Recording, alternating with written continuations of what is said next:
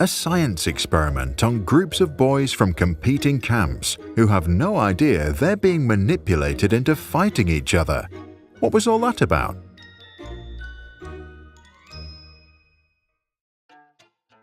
In the summer of 1954, a school bus with a group of 11 and 12-year-old boys arrived at Robbers Cave State Park in Oklahoma.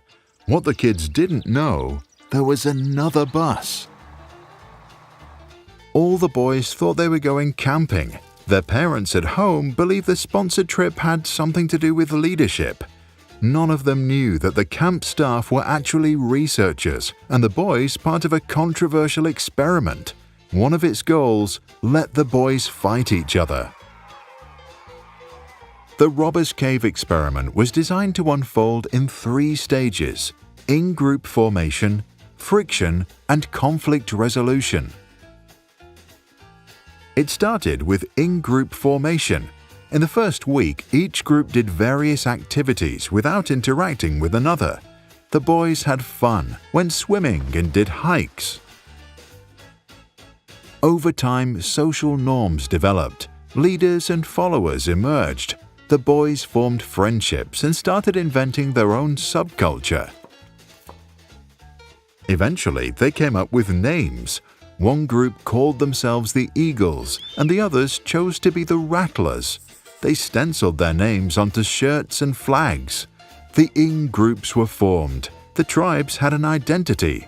They were now ready to meet each other. During the friction phase, the 2 groups came into contact with each other. The researchers set up competitions with single prizes for the winners. In other words, they established a limited resource for the 2 to battle over. It didn't take long before the in-groups developed negative attitudes towards the out-group. Prejudice became apparent. To make matters worse, the staff suggested to one group to dump buckets of mud inside the cabin of the others. Eventually, the kids grew hateful, violent, and verbally abusive. They burned each other's flags, and sometimes things escalated to the point that the camp staff had to step in. Last was conflict resolution. The boys were meant to make peace. First, the staff tried to reduce the prejudice between the groups by increasing contact and communication, but that just made matters worse. Then, the researchers blocked the valve to the camp's water tank.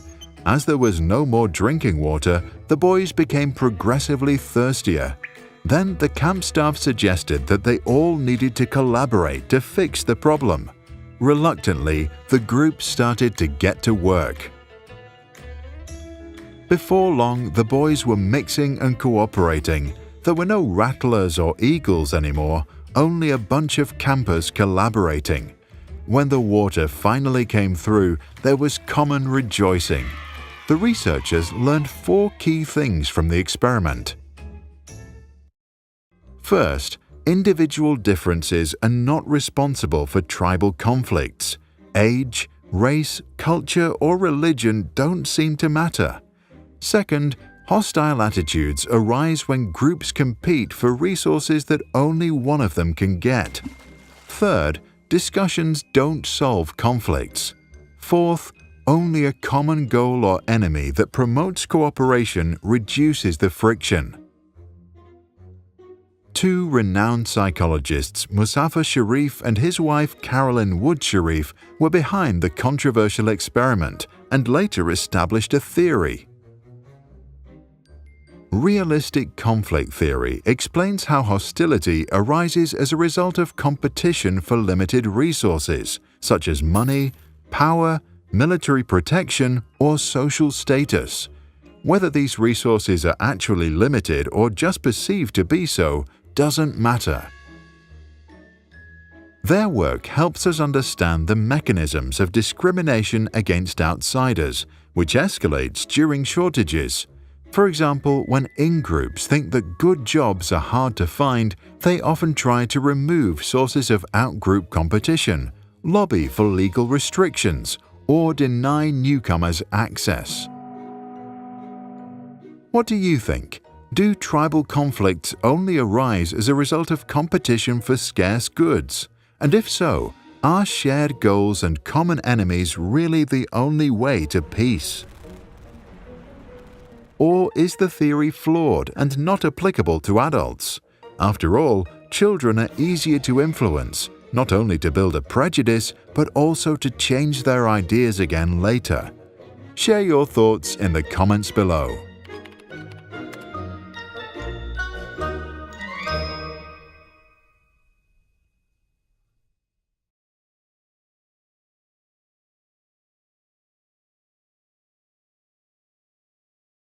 If you like how we explain complicated ideas in simple cartoon animation, you can support us. Visit patreon.com/sprouts.